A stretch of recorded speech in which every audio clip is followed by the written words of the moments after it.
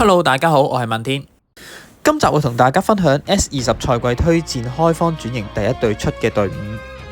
第一隊推薦女王盾15 cost。喺今個賽季第4日就會有第一件戰備寶物，而其中一件可以令到張春華同埋黃月英全兵種變 S， 仲可以令到全體友軍獲得倒戈、攻心、會心同埋奇謀10%。張春華喺配上寶物之後，可以進一步提升司馬懿嘅奇謀，令到司馬懿嘅輸出暴增。而且呢一隊隊伍只係15 cost，絕對推薦。想出呢一隊做第一隊嘅話，可以直接攞轉。建議用自己開荒最快嗰一隊，或者用姜夏確嚟開荒。上咗7本之後，用練兵練好司馬懿、張春華滿寵到20 level 以上，就可以直接轉晒啲戰法點俾呢一隊用。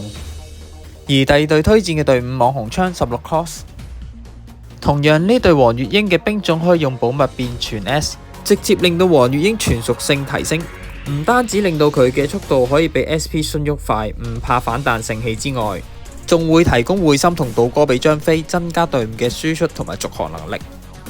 呢一隊同樣推薦你用最快開荒嗰隊隊伍嚟開荒，或者用姜夏確，又或者用張飛瓜妹文姬嚟開荒。上到7本嘅時候，練兵練好黃月英換走文姬就可以。呢兩隊唔單止低 cost 可以開荒時期成型，慳翻戰法點，轉型容易。有咗寶物之後，就算前期開戰都有足夠戰力去應付。咁今集暫時分享到呢一度，多謝大家支持，下集見。